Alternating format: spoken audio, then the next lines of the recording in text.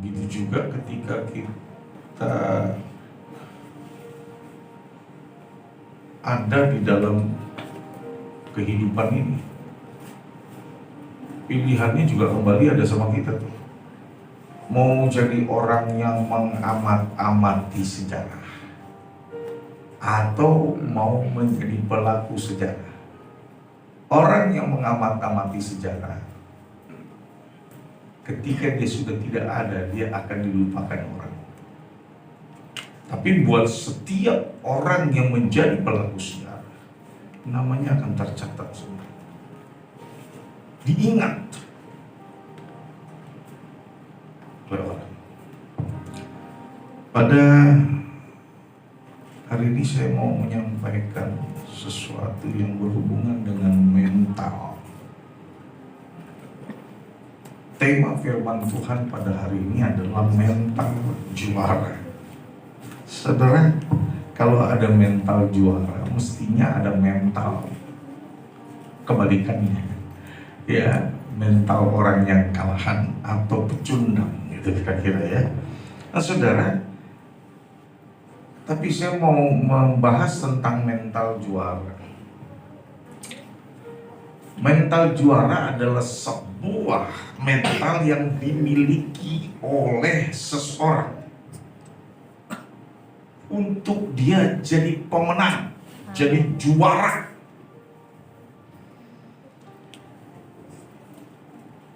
Namun tidak semua orang bisa mencapai juara, saudara, kalau dia tidak memiliki mental juara.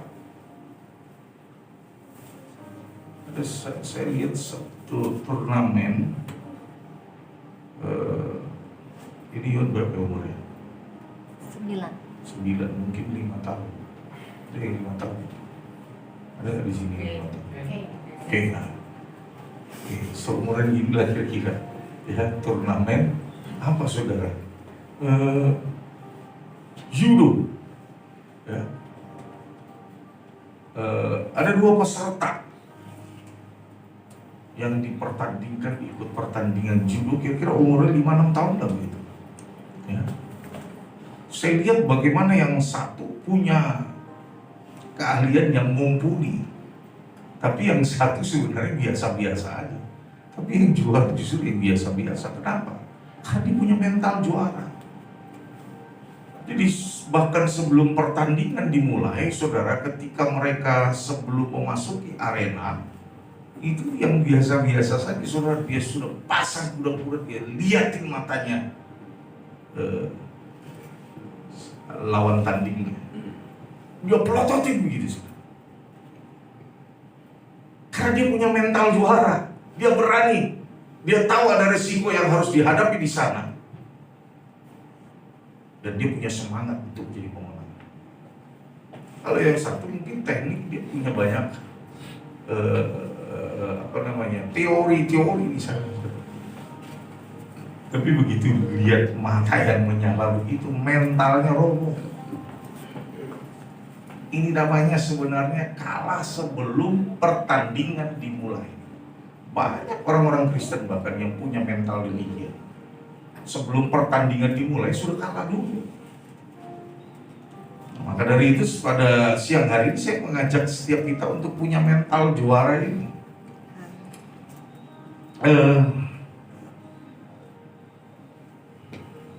Seorang petinju, Cassius Clay, ya, mungkin tahun 60 sampai tahun 70, dia menjuarai banyak pertandingan, ya. Atau kalau di Indonesia lebih populer Muhammad Ali gitu. Ya. Sekarang nama aslinya Cassius Marcellus Clay. Dan bahkan dia pernah diadu laga dengan seorang pegulat. Saya masih ingat betul. Dan pertandingan seperti itu mungkin hanya kali itu saja, pertama kali dan yang terakhir. Selanjutnya tidak pernah ada lagi. Kalau petinju mesti diadu sama seorang petinju kan. Tapi karena dia hebat saudara, sehingga akhirnya dunia tergelitik untuk membuat sparring partner yang sepadan. Dan ternyata itu pun dia menang. Dia berkata begini saudara, dia paling benci yang namanya latihan. Latihan itu menyakitkan, latihan itu gak enak. Tapi untuk seseorang jadi juara, dia harus latihan. Kalau dia tidak latihan, tidak mungkin dia menjadi seorang juara. Dan dia harus menjalani latihan, walaupun menyakitkan. Gitu ya. Terbukti saudara, dia jadi orang yang handal, jadi orang yang hebat, juara. Jadi untuk seseorang menjadi juara, dia harus masuk dalam proses latihan. Ya.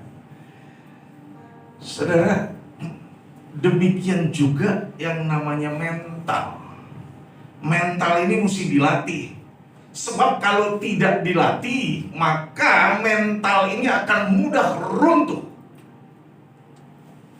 ketika menghadapi tantangan, ketika memasuki area pertempuran, area pertandingan. Ya.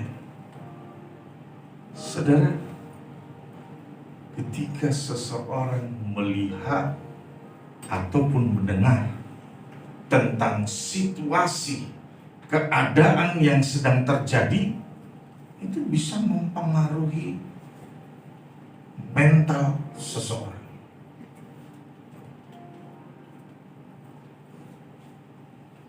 Contohnya gini saudara, ini pengalaman waktu saya pelayanan di Jumkat saudara.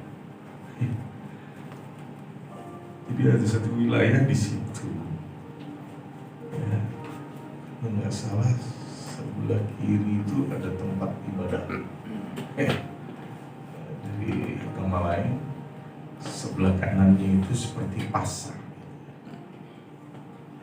Di tengah-tengahnya ada lorong yang orang sering ngambil jalan itu untuk mempersingkat durasi perjalanan. Gitu ya. Kalau siang orang lewat situ, tapi kalau sudah mulai jam 5, jam 6 sore, orang nggak mau lewat sana lagi. Kenapa?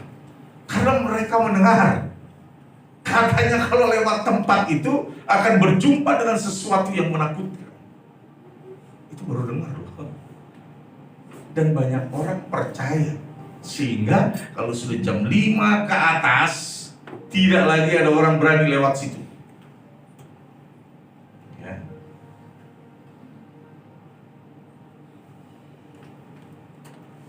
Banyak orang yang punya mental pecundang, baru dengar sudah takut. Ya. Kemudian saya ajarin seorang anak Tuhan,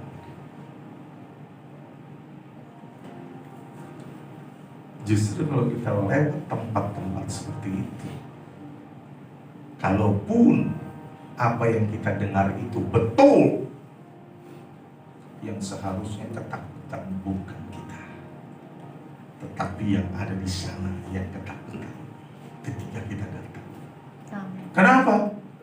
Karena ada urapan Tuhan, karena ada kehadiran Tuhan dalam hidup kita.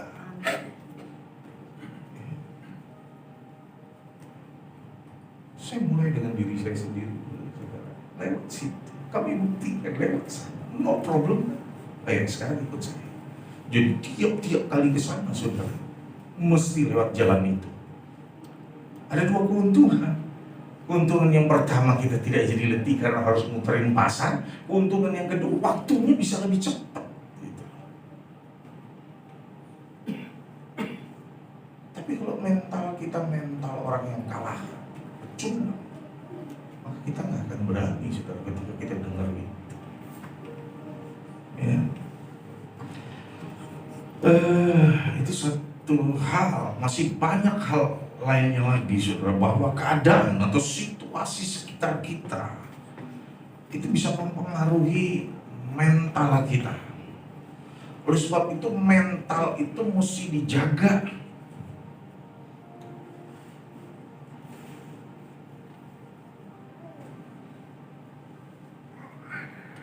Mental itu akan terjaga ketika kita dapat dengan bijak menyaring apa yang kita lihat dan menyaring apa yang kita dengar. Jadi kita harus memperhatikan untuk apa yang kita lihat dan apa yang kita dengar. Karena itu akan mempengaruhi pikiran. Pikiran itu akan membuat reaksi terjadi. Kita masuk ke poin saudara. Next. Ini ayatnya saudara. Namun sebelumnya di poin yang pertama, apa yang dilihat mempengaruhi mental. Di dalam 1 Samuel 17 ayat yang keempat berkata, lalu keluarlah seorang pejuang dari perkemahan Filistin, namanya Goliat dari Gat, tingginya 6 hasta 1 jengkal. Itu kira-kira 3 meter lebih itu saudara ya. Saya sudah pernah lihat prototipnya. Ya, baju zirah memang 2 kali lipat dari saya saudara. Ya.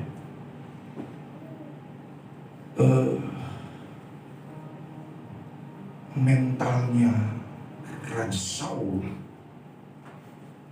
dan mentalnya tentara Israel itu terganggu ketika mereka melihat ada orang yang tinggi besar, menakutkan. Pedangnya itu kira-kira segini saudara. Kalau diukur dari tanah sampai ke hampir tinggi, hampir sama dengan saya. Bayangkan saudara.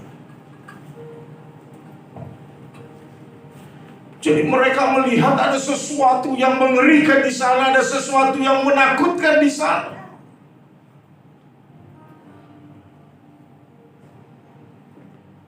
Sehingga mereka terintimidasi dengan apa yang mereka lihat.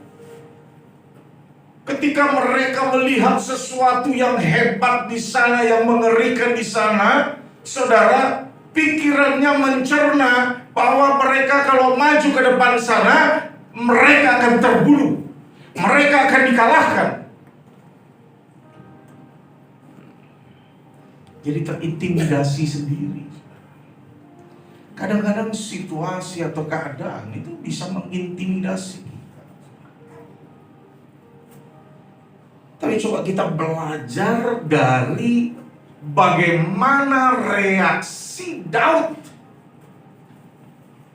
Sama seperti Raja Saul, sama seperti tentara Israel pada waktu itu, Daud juga sama-sama melihat Goliat. Sama-sama ya. Tapi reaksinya Daud beda gitu. Pada waktu dia melihat Goliat, dia tidak terintimidasi.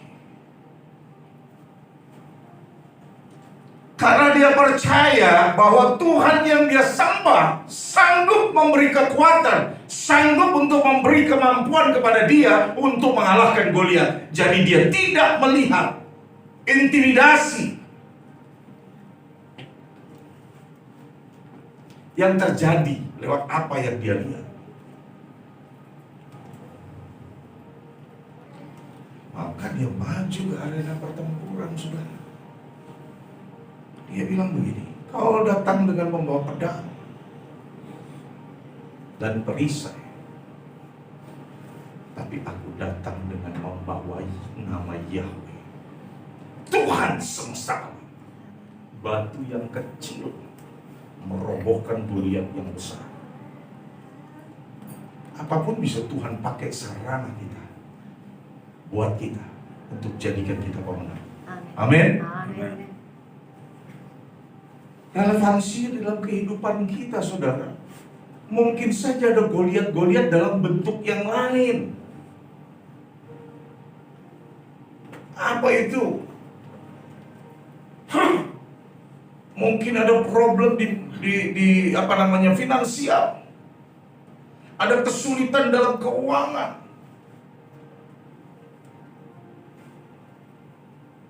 ada tagihan-tagihan yang tertunggak gitu. Itu kan gue ya mungkin kalau sudah pernah ada pengalaman yang pertama kan pasti ada pengalaman yang kedua, ya kan? Itu aja prinsip. Yang pertama lebih gede, apa mesti bimbang dengan perkara yang kedua yang lebih kecil, ya kan? Itu mungkin saja Goliat kita, atau apa? Ketidakmampuan kita salah satu dalam mengendalikan emosi, itu juga salah satunya. Goliat kita, dan itu mesti kita kalahkan, mesti kita taklukkan dia. Kalau kita pakai kekuatan diri kita tak mampu, tapi minta Tuhan tolong. Kita datang dengan membawa nama Yahweh, maka dia akan memberi kekuatan dan kemampuan untuk kita kalahkan itu, Goliat itu. Apa saja sakit penyakit sama, saudara. Itu Goliat semua yang harus kita taklukkan, harus kita kalahkan dia. Mereka datang mengintimidasi kita. Mereka datang dengan membawa hal-hal yang membuat kita terintimidasi. Tetapi kita datang dengan membawa nama Yahweh, maka kita berkemenangan. Amin. Amin. Kita lihat reaksinya Daud gitu loh. Saya selalu senang banget gitu, kagum banget gitu. Ini orang kecil badannya, masih muda, tapi kok pikirannya betul-betul luar biasa ya, tindakannya itu. Dengan hal kecil dia melangkah bersama Yahweh dan menaklukkan sesuatu yang besar di sana. Jadi kita jangan terintimidasi dengan apa yang kita lihat. Sekalipun situasinya buruk, situasinya kalau menurut logika kita tidak mungkin,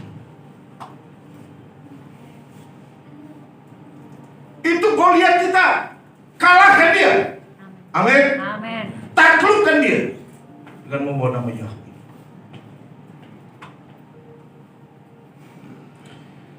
Saudara, seringkali tindakan itu dipengaruhi oleh apa yang dia lihat. Coba lihat kejatuhan manusia pertama itu karena apa yang mereka lihat. Sehingga akhirnya manusia selanjutnya jadi ada dalam keadaan berdosa.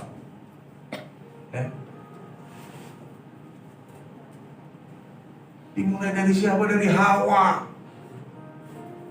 Apa yang dia lihat di sana, ada buah pengetahuan yang baik dan yang jahat, saudara, dan menarik ketika dipandang. Dia terpengaruh. Situasinya berbeda, tetapi sebenarnya cara kerjanya sama.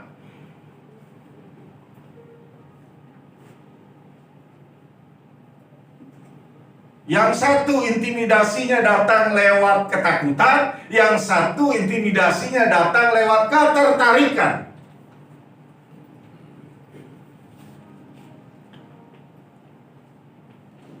Tertarik dengan apa yang dia lihat. Saudara, kejatuhan Daud juga dari penglihatan. Dia melihat apa yang seharusnya tidak dia lihat.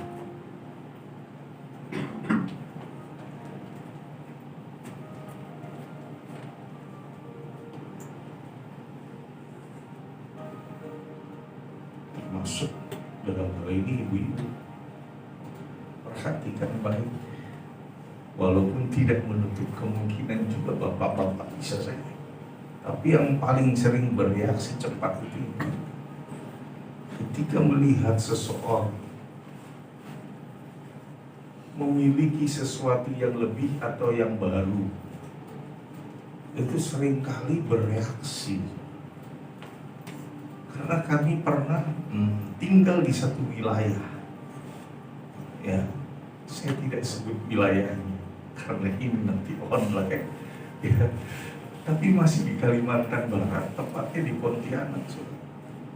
Kalau tetangga yang satu beli seumpamanya TV, oh nanti istrinya paksa suami, Pak itu tetangga kita di sana beli TV yang baru. Dulu masih apa ya, 18 in kan? TV kita 18 in begitu ya kalau nggak salah, 14 in kecil ya. Yang tabung. Jadi ada orang yang beli TV 24 in, minta juga saudara istrinya, minta sama suaminya, Pak tetangga sebelah beli TV 24 in, kita beli. Dia beli yang 24 in terbaru. Yang satu nggak mau halal lagi karena dulu TV paling gede itu 32 in. Pak itu dia sudah beli, kenapa kita belum? Beli lagi. Yang satu beli spring bed baru saudara, istrinya juga minta dibelikan spring bed. Ketika suami beli motor baru, dia mempengaruhi juga suaminya yang lain dari tetangga itu, minta dibelikan motor yang baru. Seperti itu. Tidak bersyukur atas apa yang Tuhan telah berikan. Ini juga termasuk tantangan kita. Karena ukuran tiap kita masing-masing itu sudah ada. Tuhan yang tentukan.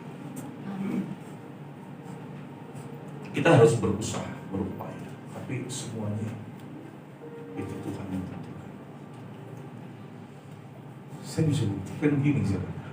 Dulu ada kelompok murid yang kami buat, salah satu ini adalah orang ini, saudara. Suami istri baru menikah, buka warung kopi. Ya, setelah dia buka warung kopinya laku, saudara. Jadi ibadahnya berkurang. Ya, makin lama makin berkurang dan bahkan nggak ibadah lagi juga. Saya coba lagi, saya tanya gini.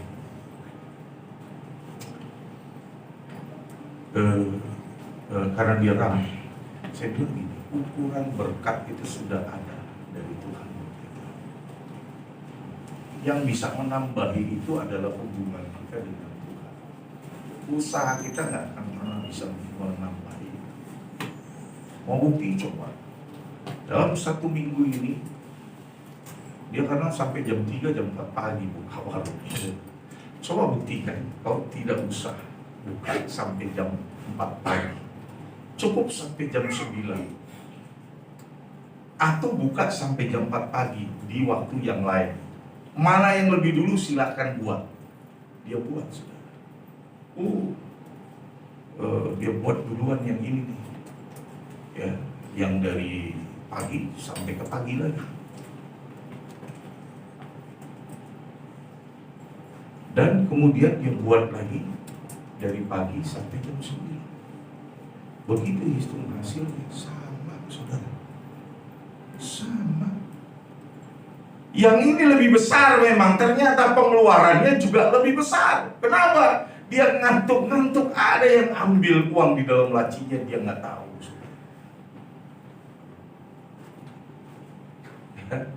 Jadi alias kecurian. Hasil akhir waktu dihitung sama. Jadi kamu berjerih lelah untuk apa yang nggak bisa kamu pegang. Ya. Jadi ini mesti balance. Urusan surga dan bumi. Amin. Amin. Oke, yang kedua.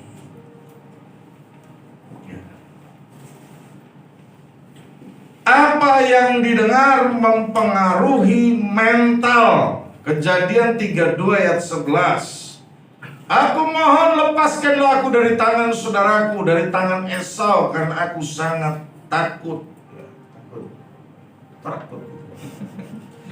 Takut. Dirubah, takut. Ya, jadi takut. Kepadanya, jangan-jangan dia datang dan akan membunuhku, para ibu sampai kepada anak-anakku. Jadi Yakub ini ketakutan setelah dia dengar Esau mau datang.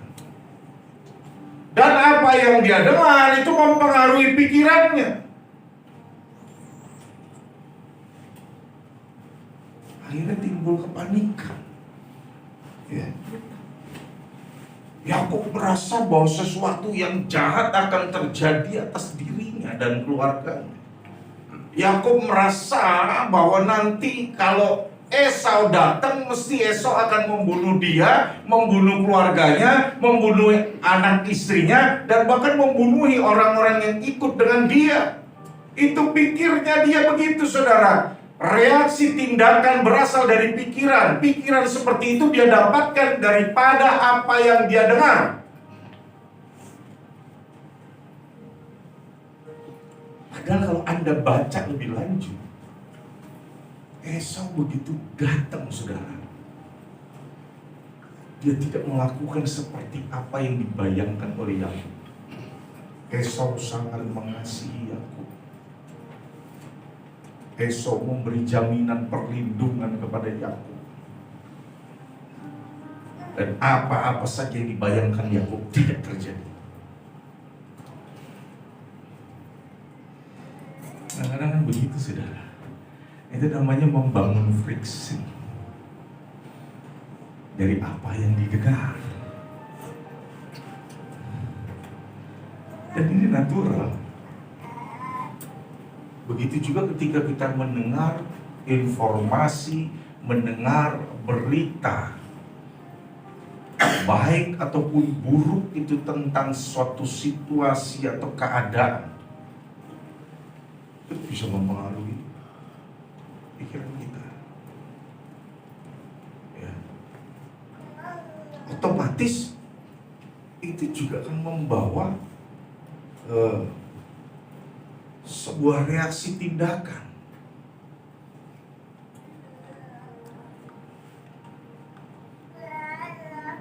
Dari diri kita. Atau begini, saudara, ketika seseorang sedikit atau banyak dia menceritakan kebaikan atau keburukan seseorang, pasti itu akan membawa pengaruh penilaian Anda kepada orang yang dibicarakan, sedikit atau banyak. Karena sudah terbukti, apa itu ya, yang suka berita-berita hoax itu apa ya, lupa, kirim berita-berita, apa namanya? Contoh lah, kalau ada di sini caleg ini, caleg itu, ini yang ngebelain caleg ini, aku masa nggak tahu. Bahasa kalau udah ngomong, walaupun itu nggak benar, tapi basornya lebih banyak pasti yang didengar yang tidak benar. Maka kebohongan itu kalau berulang-ulang kali disampaikan, akhirnya apa, saudara? Orang akan menganggap apa yang disampaikan itu benar. Makanya kenapa sih Tuhan bilang iya, katakan iya, tidak, katakan tidak. Lebih daripada itu, semuanya berasal dari si jahat. Ingat loh, bahwa iblis itu adalah bapa dari segala pendusta. Maka jangan ada nih. Iya katakan iya, tidak katakan tidak. Saudara,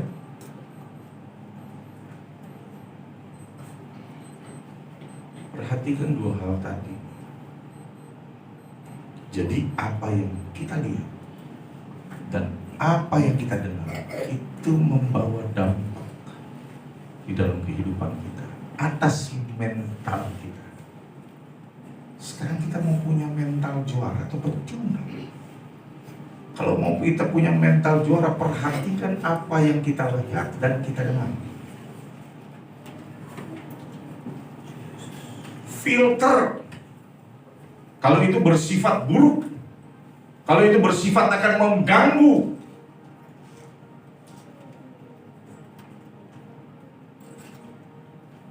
mental kita.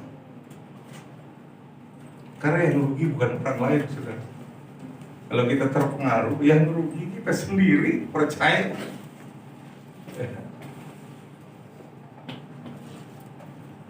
Ketika kita punya pandangan yang jelek sama orang aja, kalau orang itu ternyata nggak jelek, saudara, kita yang rugi. Kalau dia memang jelek sih nggak apa-apa. Masalahnya kita punya pandangan sama orang yang nggak jelek, terus kita punya pandangan yang jelek, ya udah rugi sendiri. Nggak dapat apa-apa tuh, saudara. Maka saya ingin jadi juara, saya nggak mau terlalu memperhatikan hal demikian. Nah, jadi pada siang hari ini firman Tuhan telah mengajarkan kepada kita untuk memiliki mental juara. Untuk seorang memiliki mental juara, dia mesti perhatikan apa yang dia yang pertama didengar dan dia lihat. Jadi nggak sembarangan. Ya. Untuk diperhatikan supaya kita hanya melihat dan mendengar apa yang jadi bagian kita. Kalau kita mau jadi pemenang, ya pilih yang bagus-bagus, pilih yang baik-baik, pilih yang membangun. Amin. Amin. Ini pesan penutupnya, saudara. Tetap semangat dalam proses latihan. Nggak ada orang yang langsung jadi baik, nggak ada orang yang langsung jadi benar, nggak ada orang yang langsung jadi hebat tanpa latihan. Ini sedikit aja, saudara. Karena saya dulu juga ada di area ini nih. Ini area yang paling susah daripada yang lain untuk kita keluar. Apa, saudara? Kesabaran. Ya. Jadi ada kawan saya yang hampir sama. Mungkin dia lebih hebat tingkat emosinya, saudara. Dia minta datang ke rektor kami, didoakan. Ya, Pak Rektor, tolong doakan saya supaya saya jadi orang yang sabar. Gitu. Terus ini rektor langsung tumpang tangan, Tuhan, wujudkan apa yang jadi keinginannya, buat dia jadi orang yang sabar. Kirim orang-orang yang buat dia jadi marah, supaya dia nggak bisa marah lagi, akhirnya jadi orang yang sabar.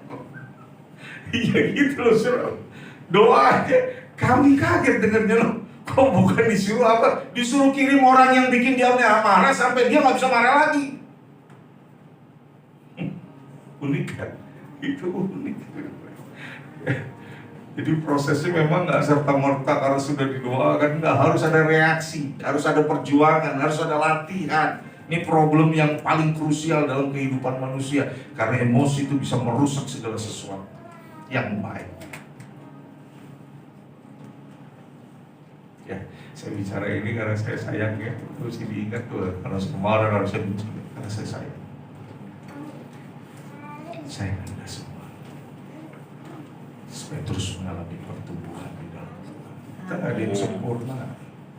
Kalau bicara saya mau jadi baik, Tuhan tolong saya, ya kita harus melangkah juga untuk melatih diri kita supaya menjadi baik dan semakin ke depan lebih baik lagi dan akhirnya menjadi sempurna. Ada proses latihan yang harus kita lewati. Tuhan mau Anda dan saya jadi pemenang. Amin. Amin. Dalam menghadapi setiap persoalan hidup, persoalan keluarga, persoalan pekerjaan, keuangan, sakit penyakit dan lain sebagainya. Tuhan mau kita punya mental pemenang. Amin. Supaya kita berkemenangan dalam segala sesuatu, dalam segala hal, atas apapun juga. Amin. Bapak Yahweh dan Tuhan Yesus Kristus, Yesus HaMashiach memberkati.